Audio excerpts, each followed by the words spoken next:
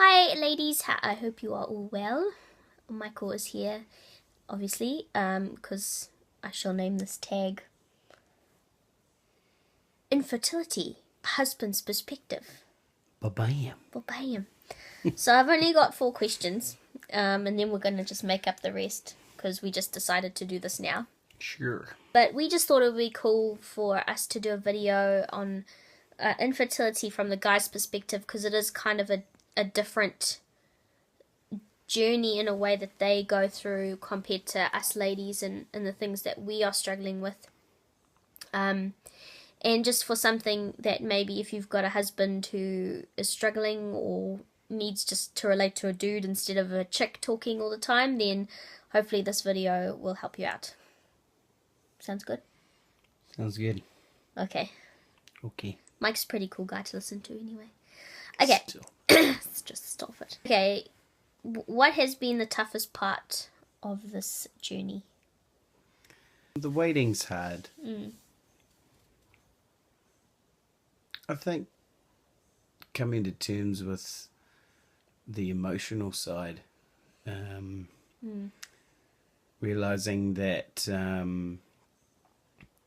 that like all the pain that I was feeling and the way I was reacting to Mel sometimes was because of the pain that I was feeling emotionally. It was difficult to process until I kind of Realized that's what was getting you down. Yeah, and it took someone outside of the situation to kind of point it out. Yeah. But yeah, that was hard, knowing that there's really not much I can do about it. Yeah. But trying to process that by myself was really difficult. But yeah, we've always supported each other through that sort of stuff, and that's not a problem. But yeah, realizing that I kind of, I really had a broken heart, and I was grieving, and I didn't know I was grieving, which was a whole new thing to me. Yeah. Do you want to talk more about that time for you? The grieving. Yeah, and just when it kind of clicked that that's what it was, when someone kind of identified that. Yeah, well, it's just a flood of emotions, really. When someone put a label on it, pointed it out, this is probably what you're feeling, and it was a strange thing to think to grieve, because usually you think you grieve like someone who's died, or and I guess it was realizing that the loss of not having a child was actually something that we could grieve. Yeah, that was hard. But I think it's definitely made me a more empathetic person in general. Yeah. Definitely. I mean, I find myself, little things start to get me all teary. Like I'll be watching a movie and something will pull on the heartstrings. Well, this is my next. So when do you find infertility difficult? So like for me, sometimes I'll be fine, and then I'll see some girl or lady that's pregnant, and it'll just set off something for me. And that doesn't always happen, but sometimes it's like that. Yeah. So what are the things that you find difficult about infertility? That's always hard. That's what you just described. Seeing other people getting pregnant is always difficult. But I think I find it easier to shut that out than you. I'll see a lady pregnant, I'm like, oh, that's really cool for her. Damn it. And just seeing little kids and stuff, you just want to be a daddy. Yeah. That really, it makes it hard, and I guess it emphasizes how far away you are from being pregnant or being a dad. And, you know, when you see people posting up pictures of their kids, yeah, that's cool and it's good for them and I'm totally happy for them. But, yeah, you know, you want that Yeah. more than anything. So what are some of the things that have been helpful or unhelpful for you? I think the most helpful thing from people who aren't in our situation is that just them acknowledging that they don't know anything about what you're going through and that they're just there for you because they love you and because they're your friends. That stuff, that means a huge amount. And not trying to fob you off to another infertile couple. Yeah, well, type that's thing. annoying. I don't like that. It's, you know, you're going through this process. It's real personal. And you probably said this already, but, you know, you don't really want to talk about it with other people. That you don't know. Yeah. Regardless of the fact that you're going through the same thing. And, I mean, you might not even be going through the same thing. People were like, oh, this person went through that and they, you know, they had this thing happen. And I was like, I don't really care. Because that's how our friends talk. They talk like this to us all the time. But, you know, it's just unhelpful. And, It is. You know, as much as they're trying to help, it's like, nah, soz about it. Well, we have one couple that we know really well and know our journey really well, and they've been through it and they've got 2 little girls from it, and, you know, they're the couple that will go and talk to about the infertility stuff. Talking to you guys is different because we want to help and we want to support you guys, and it's not that we don't want to share our journey with other infertile couples. It's just when your friends kind of say, oh, talk to this infertile couple because they've been through it all. Well, it's not the same. And, you know, we're talking to you about it for a reason. Like, I just want to make sure you guys know that it's really cool being able to share all your journeys. And, like, I share my comments and the messages that I get with Myke, and I have a little cry. My heart breaks for you guys. Because I just know what it's like to feel in that situation. But anyway, this is the boys' talk, not the girls' talk, Mel. Yeah, damn it. How have you seen yourself as having a role in the whole infertility thing? I'm the man. I'm the man. You're my man. My main man. Yeah, of course I have a role. You know, when you were in hospital and stuff like that, I was there to, you know, look after you. Good but boy. I feel like I've got more of a support role, because obviously everything happens to you. She gets poked and prodded with needles, and I just have to watch. But you did help with injections. Oh yeah, a little bit, but you know, most of that stuff is all you, and you know, because I'm not always around on the spot at 7 o'clock or whenever you had to, you know, shoot up. My role, I think, just mainly to support you, to be a shoulder to cry on, to be, you know, your rock, and you know, because if I'm a mess, that's gonna not be helpful at all. We're just gonna be two messy people. Yeah, but did you?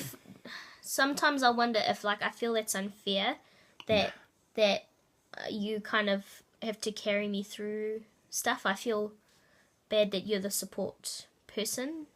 But no. I mean, I married you in sickness and in health, my dear. Aww. Yeah, I mean, if you love somebody, you do that stuff. It's just, you know, that's how it works. If I feel as though my role is really important. Sometimes I feel like I have to take a back seat, but that's just how it is. In what way? Oh, you know, when you're getting all the tests and stuff done, all I have to do is flip in sperm sample and bam, all done. Sweet as. I don't know if you want to talk about the sperm samples. What do you want to know? How was that doing that all the time? Well, it wasn't all the time. It's Wow. been twice. No, you've had 3 sperm analysis, and then you had the real thing for the eggs. It's fine. It's really neither here nor there. Okay. It's a necessary part of the process. You cannot avoid that. It's awkward going into that room and seeing the drawer with all the magazines in it. You're like, sorry, I'm not going there. But there's couches in there and seats, and I'm like, ew. How many dudes have sat on those seats before? Couches. Awkward. Oh, I can just like imagine one of those lights that shine. You know, those like UV lights. Black light. Ew, that would be nasty. Yeah. Okay. Yeah, that's. But yeah, it's been fun. Okay. What's been the scariest part of the journey? I guess the waiting to know what the results are.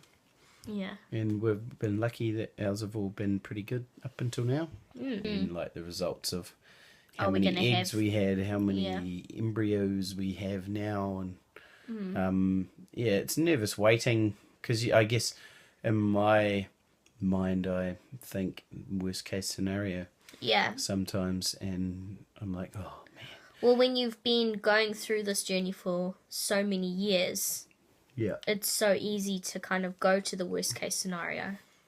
How has this tested your faith? Because I've pretty much told them all that we love Jesus.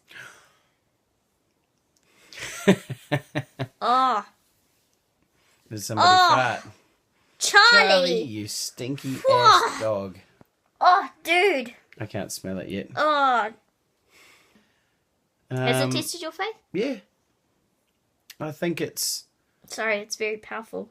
I mean, I knew that it was going to be difficult and things like that, but I think, you know, the sense of empathy and stuff that's come through, I think in a way is almost something that God wanted me to develop. And yeah, patience is always something I struggle with. As well as empathy, I think compassion is another thing. I think I was always a compassionate person, but I think it's helped me see things from a different perspective.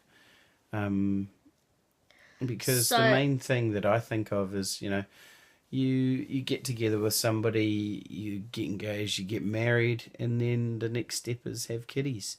And when that is, you know, when that process is different, eradicated. Not eradicated, but when that process is just Mutilated. doesn't play out how you expect, it's difficult because you're like, what?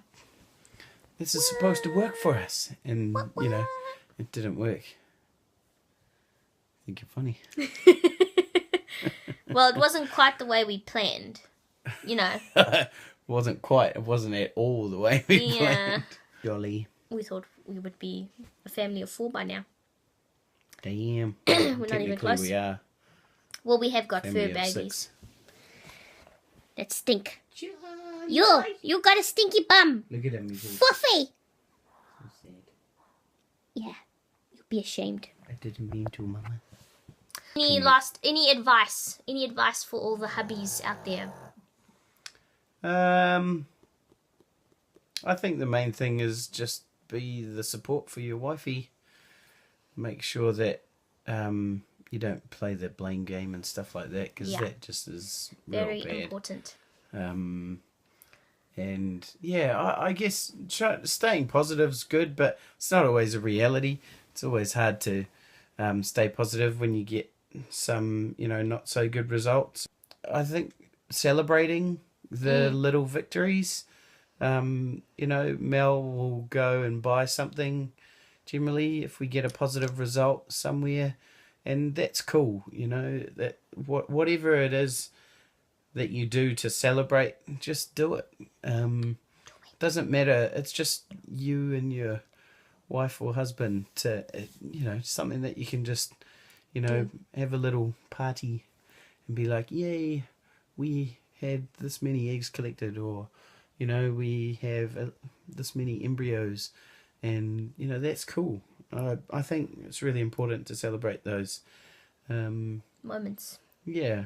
Give There's yourself no- a bit of grace as well. Yeah, and sometimes, there's not a huge amount of things to celebrate along the journey if you don't do those. I mean, obviously it's going to be a flippin' party when we have a baby or get pregnant.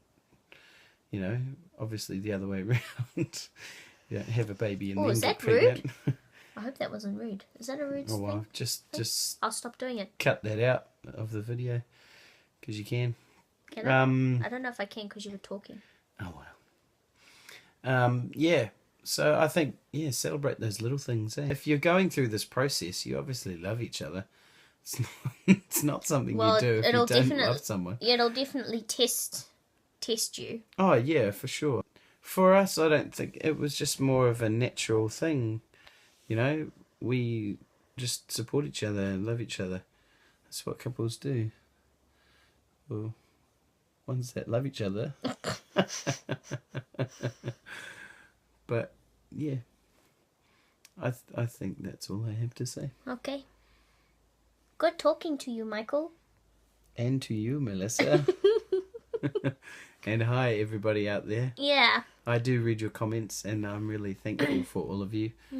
You brighten Mel's spirits, or lift Mel's spirits is probably the best thing to say. But thank you. Yeah. I really appreciate you.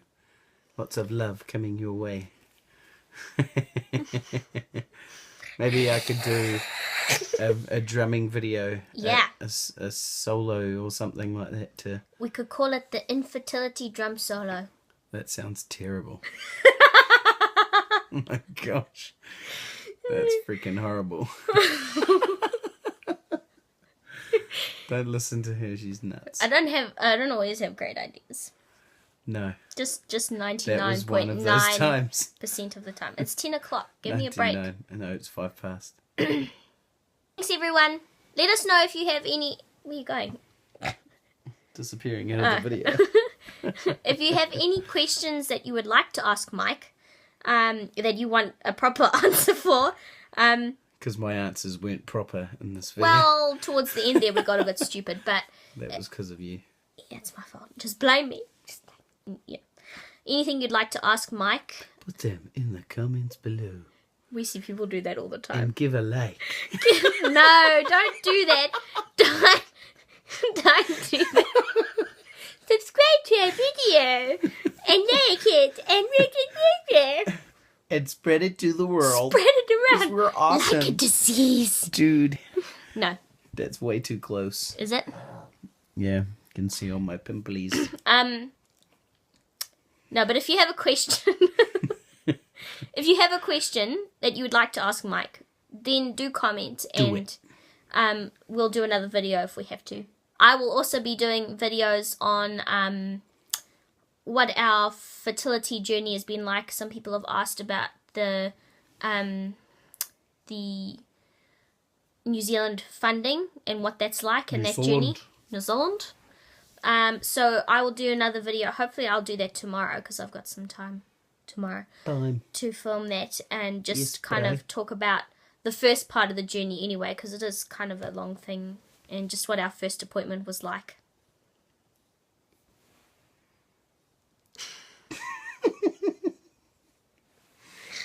Okay, bro. say bye, Michael. Bye, Michael.